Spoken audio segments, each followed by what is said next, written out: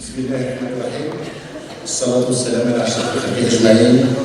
السيد المحترم الأمين العام لولاية ولبلة، السيد ممثل قائد الناحية العسكرية الرابعة، السيد قائد قيادة الدرك الوطني للناحية الرابعة، السيد رئيس مجلس الشعب الولائي، السادة نواب الأمة في غرفة البرلمان، السادة أعضاء لجنة الأمن الولائية،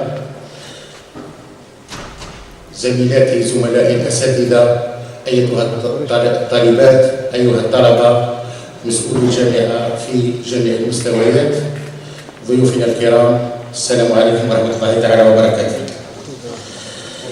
تأمرني سعادة خاصة ويلفني شعور استثنائي ونحن نحتفل بالذكرى 25 لتأسيس جامعة ولبلة التي تفضل فخامة رئيس الجمهورية السيد عبد العزيز بوتفليقة بتسميتها جامعة قصدي مرباح أثناء زيارته لولاية ولبلة ذات سبتمبر لسنة 2005. هذه المناسبة التي تصادف الذكرى 50 لاستعادة الجزائر لاستقلالها وسيادتها بفضل تضحيات الأطهار من أبنائها الذين فضلوا الشهادة في سبيل أن تحيا وطنا شامخا يتسع لكل الخيرين من أبنائه البررة.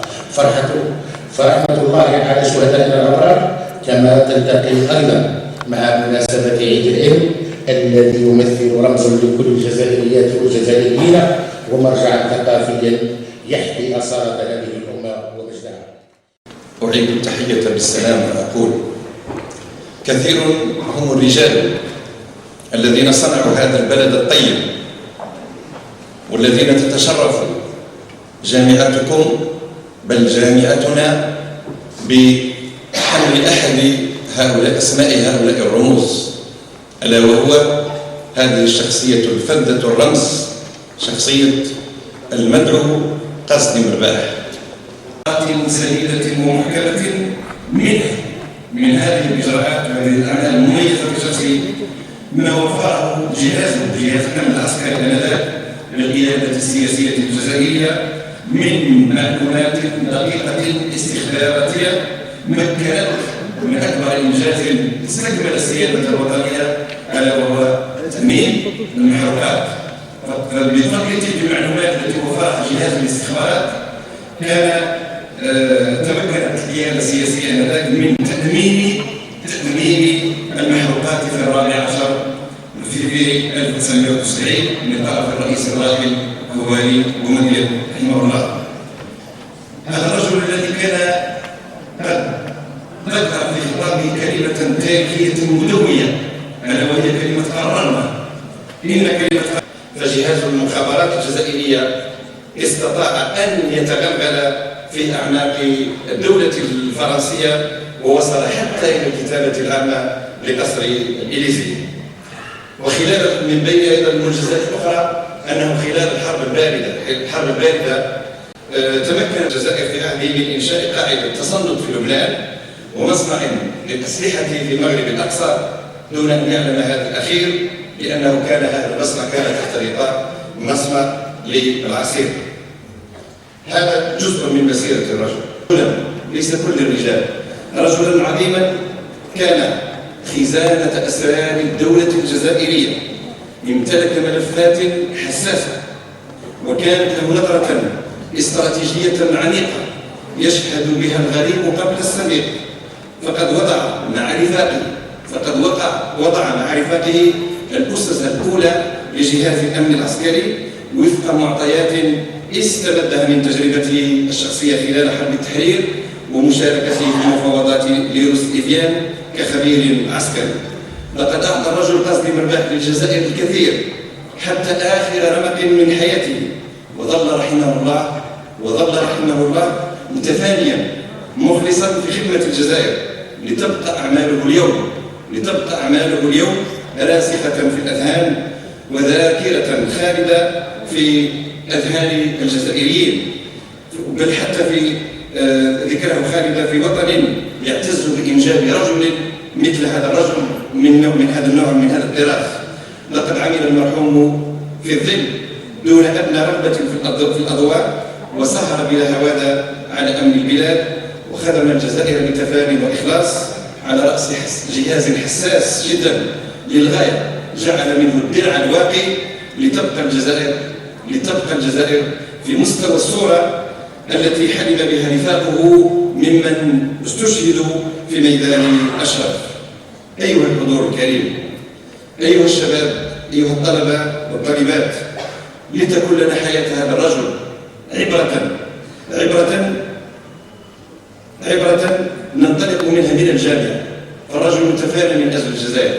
فلنفني أيضا شبابنا ونفني أوقاتنا بالمحافظة على هذه الأمانة التي تركها هذا الرجل، تفاني خدمة للجزائر. وهذا التفاني يبدأ انطلاقا من الجامعة.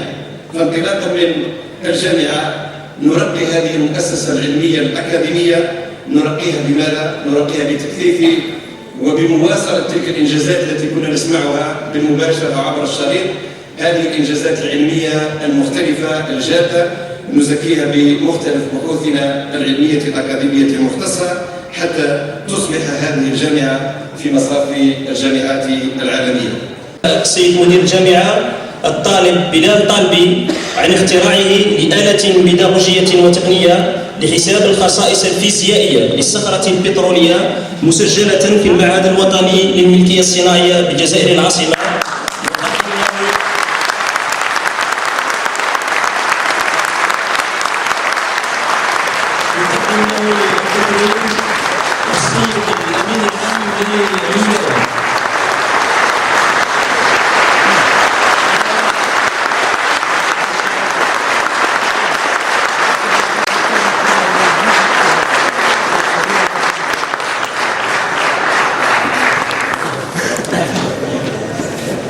بمثلك أيها الطالب النشيط تعتز البلاد وتفخر، بمثلك نعم تعتز البلاد وتفخر، وتزهر بالعلم المنير وتزهر. لا يسعني في ختام هذه الاحتفالية إلا أن نهنئ الجزائر بعيد استقلالها، وأن نهنئ أنفسنا بعيد العلم، وأن نفخر بمرور 25 سنة على إنشاء جامعتنا، وأن نعدها بالمزيد من الإنجازات العلمية والبحثية. أشكر لكم أيها الجمع الكريم الحضور، استودعكم الذي لا تضيع ودائعه، والسلام عليكم ورحمة الله تعالى وبركاته.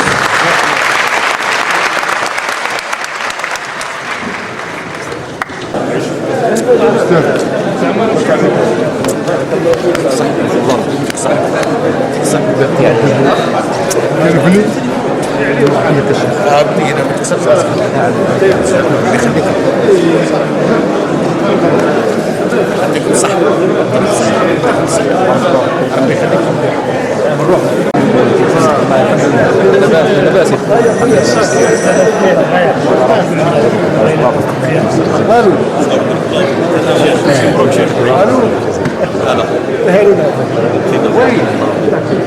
لاباس.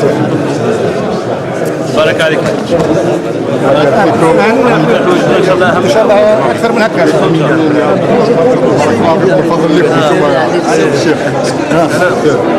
ربي يفتح لك. ربي يفتح لك. انا لسه في تعمير. هذا اللي طلبتنا. جاء قال لي قلت له مش مشكله دزيت قربه كاع مسكين فهمت. روح نصورك معاه. شوي معليش معليش